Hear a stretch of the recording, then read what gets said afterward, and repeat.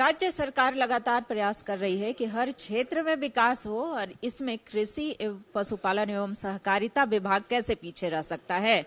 लगातार नित नए आयाम गढ़ रहा है। कृषि के क्षेत्र में विकास की बात हो तो लगातार कार्य प्रगति से हो रहे हैं। पशुपालन की अगर बात की जाए तो उसमें भी हो रहे हैं।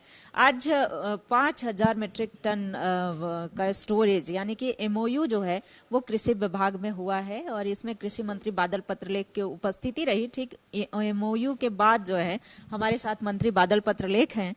सर, ये तो दो जिलों की बात की जाए, आगे आने वाले दिनों में जो है इसे और बढ़ाया जाएगा। बिल्कुल 3 जिलों की एजेंसियों का भी चयन कर लिया गया है, रांची, गिरिडीह और देवघर का। 11 जिलों के लिए निविदा आमंत्रित किए गए हैं। भवन निर्माण विभाग जैसे ही कोल्ड स्टोरेज का निर्माण पूर्ण करके हमें हैंडओवर करेगी भेज फेट को, हम उसके पहले सारी प्रक्रियाओं को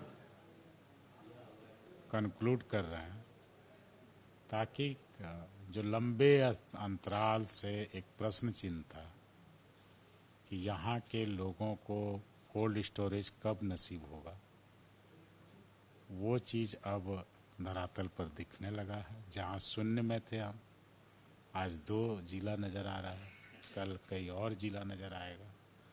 और जो 4 जिले हैं जहाँ पर निर्माण की स्वीकृति है, लेकिन चूंकि भवन बन रहे थे और धरातल पर सक्सेस स्टोरी नहीं आ रहा था, तो अब जब सक्सेस स्टोरी हमने बनाना शुरू कर दिया तो आपको 24 जिलों में 24 ही नहीं, हमारे किसान भाइयों को और ज़रूरत पड़ेगी तो और कोल्ड स्टोरेज बना के प्राइवेट ऑपरेटर्स के माध्यम से सुगमता पूर्वक ऑपरेट कराने का काम सरकार करेगी। बिल्कुल, इसके लिए लगातार जो कार्य है वो चल ही रहा है। लेकिन सर, सुखाड़ की स्थिति भी एक गंभीर है राज्य के लिए। इससे निपटने के लिए क्या प्लान जो है वो तैयार हो रहा है, या केंद्र सरकार उधर से भी एक टीम आई थी जो क्या अभी चल क्या रहा है? जलवायु परिवर्तन का ऐसा नज़ारा पहले हमारे कृषि वैज्ञानिकों ने नहीं देखा था। अमूमन 3-4 वर्षों पर चक्रीय अंतराल पर सुखाड़ यह प्रदेश फेस करता था। 13-14, 17-18, 22-23, लेकिन इस बार लगातार 2 साल में इस तरह के सिचुएशंस आए। बारिश आई, लेट आई, जब खरीफ का समय चला गया था। वर्षा जम के हुई जब रबी में नहीं होना था, तो खरीफ का भी नुकसान हुआ और साथ ही अतिवृष्टि रबी का भी नुकसान कर गया।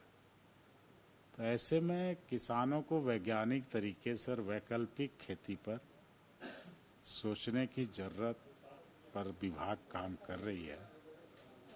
हमने झारखंड राज्य फसल विस्तार योजना, या फिर पहली बार राज्य सरकार ने लगातार 2 साल जो लागत होते हैं बीज के 90% अनुदान पर बीज उपलब्ध कराना, मुख्यमंत्री सुखाड़ राहत जैसी योजनाओं को चलाना।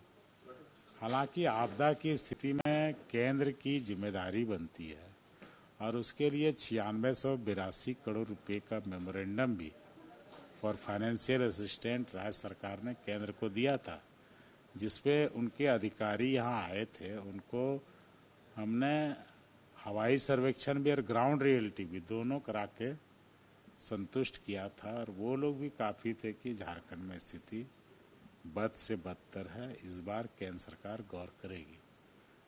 लेकिन अंतिम समय में उदासीनता का दंश यहाँ के किसानों को झेलना पड़ा।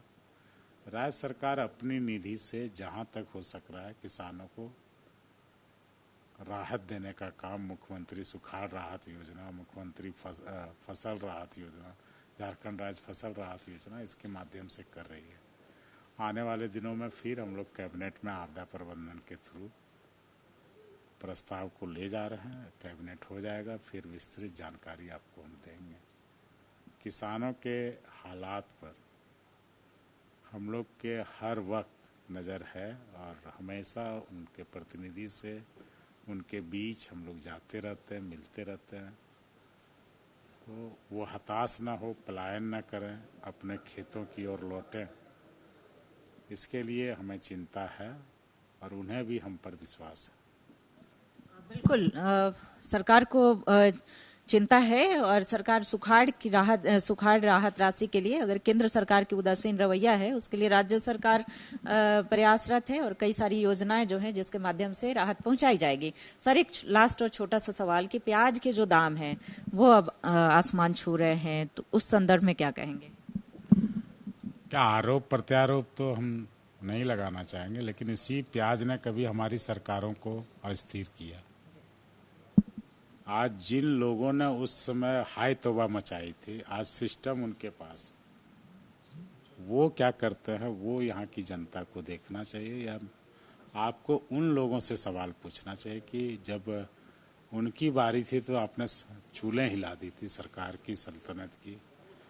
आज आपकी बारी है, आप अपने जवाबदेही और जिम्मेदारी से नहीं भाग सकते, और सारे चीज़ों का दाम मॉनिटर करना, रेगुलेट करना, ये उनके एजेंसी के हाथ में। राज्य सरकार सहयोग के लिए तैयार है। स्टॉक अगर यहाँ पर भी रखे जाएंगे तो उस पर लगाम लगेगी। बिल्कुल, सोच वैसा रखे, वो करें।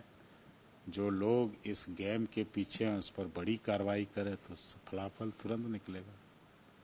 बिल्कुल, वो दिन भी कृषि मंत्री ने याद दिलाया है जब प्याज के दाम में बढ़ोतरी हुई थी तो केंद्र सरकार को घेरा गया था। आज वो दिन आया है, लेकिन पाला बदला हुआ है। अब देखना होगा कि ये प्याज के दाम कब कम होते हैं। हालांकि देखिए, कई सारे मुद्दों पर हमारे साथ बात करने के लिए कृषि पशुपालन मंत्री बादल पत्रलेख थे, और अन्य खबरों को लेकर हम आपके बीच आते रहेंगे। कैमरा पर्सन सूर्यकांत तिवारी के साथ रुचि शर्मा का 6 न्यूज रांची।